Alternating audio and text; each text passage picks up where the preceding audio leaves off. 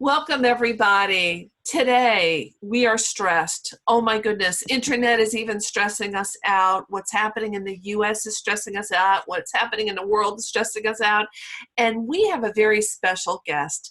I am Gail Davis. I am the visionary founder of the Endless Mountains Empowerment Summit for Women. And because of what's going on in the US, what's going on in our world, we've gone virtual. So 21 days of virtual empowerment. Today, our speaker is Kara Golden. She's a licensed clinical social worker. She's in private practice in Tunkhannock, Pennsylvania. And she's going to be talking about what the new norm is right now and the symptoms and how it's okay to admit that you're not okay. So Kara, because of internet complexities, we have you on audio, but I've been able to upload your website so that people that are watching can see it in front of us. So Kara, go for it. Talk to us about stress. Great. Thanks so much, Gail. I appreciate being here, and thanks for having me. Yes, we're going to talk about how to manage our anxiety, stress, and emotions during this difficult time that we're going through with the coronavirus. And it can be very stressful. So you may be feeling fear and anxiety about the disease. It can be overwhelming to both adults and children. So we're going to talk first about different symptoms that you may notice, signs of stress in your body. And then in part two, most likely we'll do this in two parts, we'll talk about some tips for self-care.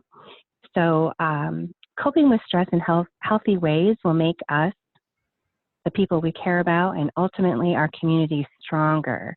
Just keep in mind, everyone reacts differently to stress. There's no one common denominator necessarily, but it's normal to feel signs of stress, especially during times of distress like we're going through. Some people that may experience more stress in their life or respond more strongly are older persons or persons with chronic illness, those persons that might be at higher risk. Children and teens, because they have less coping skills that they've developed thus far in life. People who are helping with a response, such as doctors, healthcare providers, first responders, and people with pre-existing mental health or substance use issues. So those persons may respond have more stress and respond with more anxiety and more emotions during a time like we're in today. But before we go on any further, I just want to let you know that if you're feeling overwhelmed with emotions like depression or anxiety, please reach out for help. Call 911, visit your personal care physician, call a national helpline like 1-800-985-5990, or even a local helpline. You can call our local helpline in Northeast PA by dialing 211. That's very, very convenient. There's lots of online support groups and so forth as well. But if you're feeling very overwhelmed with emotion, don't hesitate to reach out and take good care of yourself. So taking care of yourself, your family, your friends can help you cope with stress, but also can be stressful too. So first we want to just talk about the signs of stress. What are some of the signs of stress? And these are typical ones that many people experience. You might experience them as well.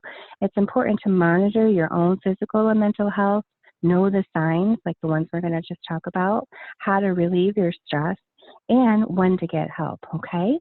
So signs of stress are physical, emotional, cognitive or thinking, and behavioral, okay? So they might include some of the following.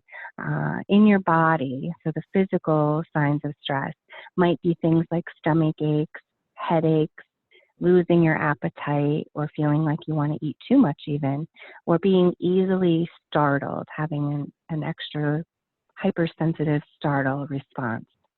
Some of the emotions you may experience when you're stressed out are being anxious or fearful, feeling overwhelmed, feeling depressed or sad, and feeling angry. That can be very normal too. Some of the thinking or cognitive signs of stress include having a difficult time remembering things, feeling confused, having trouble concentrating, or having difficulty making decisions. And then behaviorally, some of the behavioral signs of stress might include things like having an increase or decrease in your energy levels or activity levels, having an increase in irritability, more outbursts, more tantruming in children, maybe more argumentative. Typically, when we're feeling stressed or anxious or having high emotions, we can get irritable. Sometimes in our behavior, we might notice that we're having a hard time relaxing, so trouble relaxing or trouble sleeping. We might be worrying excessively. We might want to be alone even more so than the social distancing that's going on right now. We might blame others. And also another behavior to be mindful of is there may be an increase in substance use. So those are some of the signs and symptoms. One thing I also want to just kind of highlight is some good steps for taking care of yourself during challenging times, okay? So kind of think about self-care and what are some of the good things you can do to take care of yourself. And we're going to cover that a little bit more in part 2. Because I have too much information, we're going to have 2 parts. But steps to good self-care would be taking care of your body. So eating healthy, exercising regularly, getting plenty of sleep, and avoiding alcohol and other drugs. Another good thing to do is keep connected with people in your support system. Connect with others online primarily right now as we're trying to limit how much exposure we're having to each other, but online and technology can be a wonderful thing when it works well. And so connecting with people, even FaceTiming, on Messenger or FaceTime or different forums, there's ways you can virtually see each other without being in person with each other. And that's a great way to stay connected when you can see the person. Another way to take good care of yourself is to take breaks, make time to unwind and do things that you enjoy. Stay informed by using reliable sources. Limit media coverage, including social media. And ask for help. As I mentioned earlier, please contact your doctor, a therapist, a pastor, a local or national hotline if you are experiencing any signs of distress. Very, very important. I gave Gail a handout, I guess, an online Word document of some of the information I'm talking about today. And so there's going to be a number of everything I'm talking about is going to be there. So all the signs and symptoms that you might see, plus some others you might not see, different types of tips for self-care. And then there's going to be specific information for children and teenagers as well. They react somewhat differently than adults do, but in general, they will react by watching you. So children and teens react in part by what they see from the adults around them. So the more calm, more confident, more prepared a parent or guardian is, the calmer the child will be. So I would encourage you to practice good calmness, not only for yourself, but also for your kiddos, okay? Kara, it's funny that you say this because I've heard that even pets can react to our stress. So if we're hyper, our dog is going to be running all over the place. So it just feeds off of each other. Hyper moms make hyper kids make super hyper moms. And it's just an endless cycle that goes back and forth. Yeah, round and around, a vicious cycle sometimes there. Yes, absolutely. So, really as parents or people that are around children and teenagers, it's really important to practice great self-care tips for ourselves and impart them onto our kids, okay? So in the document that will be uploaded, I believe, to the website. You'll see some common changes to watch for in children and teens because they might respond a little bit differently. For instance, they may have more acting out behaviors that you may not have seen in a long time in your kids, or they might have some regression behaviors, like, for instance, if your child has been toilet trained, maybe they're having some accidents now because they're feeling anxious, things like that, okay? So those are some things that are going to be specific to children that will be in the document. But then also there'll be some information specific to how to support your child. So, talk with your child about what's going on in our world today by giving them accurate, age-appropriate information. Age-appropriate means in a way that they can understand, not too much information, not in an alarmist way, but in a way that they can understand. Especially reassure your children that they are safe. Let them know it's okay to feel upset.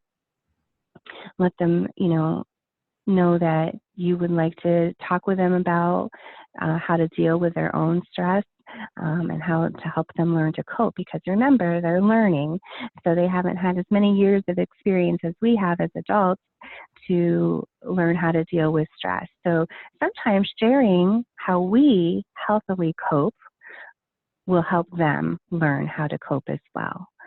Keep a routine. So this works really well for all of us, keeping a routine, especially when the kiddos are home right now, right, from school.